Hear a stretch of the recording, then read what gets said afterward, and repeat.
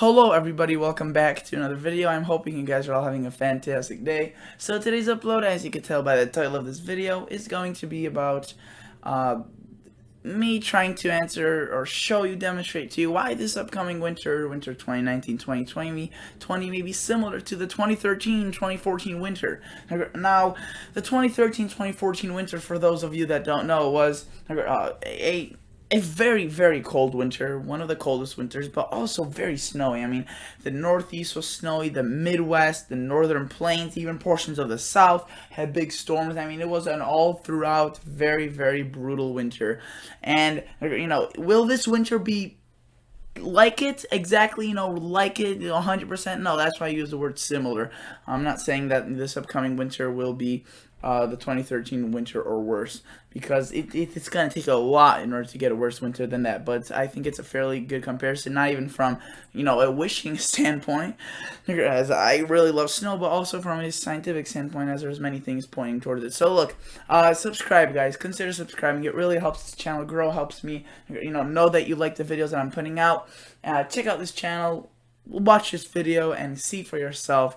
Also consider liking the video and leaving a nice comment or constructive criticism in the comment box below. So thank you for that. So the first thing we'll look at is the probabilistic Enzo outlook. I've shown this to you guys many times. You can see the Enzo neutral is most likely to continue right there, 80%. And the main thing we want to look at is the winter time. December, January, February. Those are the three months of winter that are the most, brutal across much of the country. Basically these three bars as well, because November and March also can have their fair share of surprises.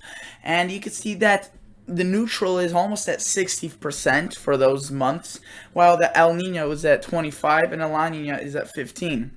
Now, this may change as the next outlook update from this is coming.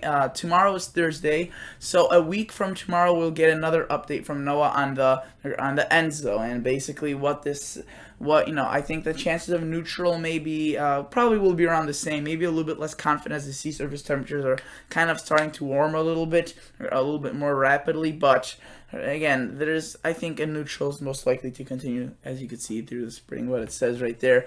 And this is where things get interesting. So notice how there's two Enzo years, and there was one right here.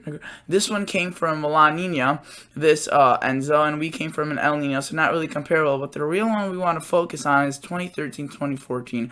Look, October, November, December, January. Look at that. It was in neutral, and it was one of the only few neutrals that we had in the past 10-12 years. Notice that right now there was plenty of time frames where it was neutral, but it was April, May, June, or August, September, October, not necessarily the winter months. So this will be actually very interesting to see what's this gonna result to when only one of the few winters were neutral was 2013-2014, and the upcoming winter, as you just saw in the previous slideshow, leads to is showing a neutral winter for this year. So what does a neutral winter mean, and why did it make 2013-2014 such a snowy winter? Well, you can see this is what a neutral winter pattern looks like. A polar jet stream coming from the north, obviously from Canada. That's where the cold air is usually locked up during the winter time. And during a neutral, this cold air not necessarily locked up in the Canada, but comes down to the states. You can see that the eastern U.S. gets a fair share of their of cold weather. Maybe not the northwest, but this is kind of like a snapshot of the winter as an average, not necessarily at one given point. This jet stream could take all different sorts of paths. One that's maybe affecting more of the northwest, or maybe one that's just the northeast. And obviously there's going to be times where it goes way down into the south, and that's usually when a polar vortex happens. That's a question for another video. Will we see polar vortex, a polar vortex this year? But the thing that made, again, the very cold was this polar jet stream constantly diving down into the U.S. What it made it very snowy was this wet and warm conditions to the south combined with the cold, and this created huge snowstorms that rode up the northeast coast, created lots of snow. Also, Alberta Clippers, little disturbances went around this polar jet stream weren't that strong, but there was plenty of them. I mean, it was barrage after barrage. I think it was a period across January and February across the Midwest. It was just barrage after barrage after barrage of little tiny systems, and that's why it led to such a chilly winter, or chilly and snowy winter across these locations.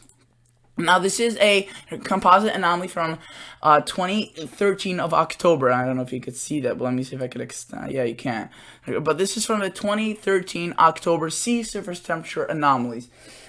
Courtesy of NOAA, obviously, and you can see that there are some similarities to our sea surface temperatures this year. So let me show you this year's sea surface temperatures. What you notice is, sorry about the little difference in the graphics, but that's the close I could get to showing you the two comparisons of the 2 years. And notice how we see the main factors right here, the Enzo region. It's cooling right by the coast of South America. The waters are cool. If you go back a slide, look at that. It is very cool, or cooler than average across the South American coast. That is, that's what's coming together. Also, notice how it's warmer out here towards the islands, the Eastern Pacific Islands, or the Western Pacific. The Western Pacific Islands, if you look at it from this standpoint.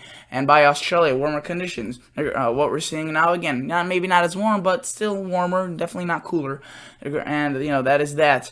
If we look at up here by the Arctic, this is north of the Arctic Sea, north of Russia, north of Eurasia, north of Europe, anywhere up there, you can see it's also been pretty warm up there. Another location I want to point out is the Gulf of Alaska. Look, this year it's been pretty warm, and last year, or 2013, you could see it was also pretty warm, just a little bit of cooling by the coast of Alaska, but this was kind of for the whole month as a whole. This is the flaw in this, maybe, is that this is for October 2013, not just one day, while this was for October 2nd, just for one day. But again, usually sea surface temperatures don't change, day to day, which makes this error kind of, overseeable, or basically not too, or negligible. That's what I'm trying to say. Also, notice warm temperatures by the Sea of Japan and off the coast of China, and you can see that's also pretty warm right there.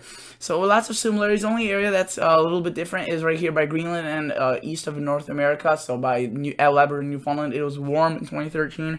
Now it's a little bit cooler, which may cause a little bit of an issue. But again, there are starking similarities. There are already plenty of them. There's plenty enough of them. And also notice how it's cooler right here by Africa, by the central Indian Ocean. And notice how it's pretty chilly right across these areas as of October 2nd, 2019 as well. So that's definitely something to reconsider, or consider about this upcoming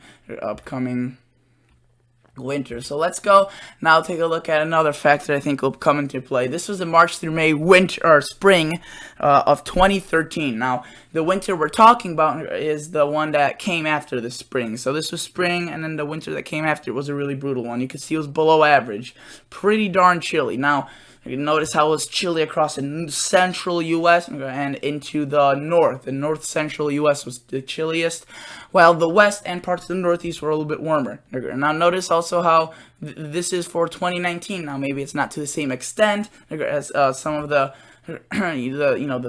spring of 2013, but we're still seeing a generally similar kind of sense of fashion. The northern central U.S. is the warmest, the west is a little bit warmer, and the northeast is chilly in this scenario. But this is kind of a representation that the springs were pretty similar. Now, this is why the winters will only be similar, not exactly alike, because, you can see this one had a brutal spring. It was very chilly. Well, this one only, it was pretty darn chilly, but it wasn't too bad. Now, this is what the 2013-2014 winter looked like. You can see that the cold spring had a pretty direct result, or pretty similar impact on the U.S. Notice how it's coming from the north, kind of centers across the north-central U.S. This is what the winter looked like. You could look at this graph and you could see why this winter was brutal. Look at that. The north, the Midwest, Wisconsin, North Dakota, absolutely just covered in -4 or even greater anomaly.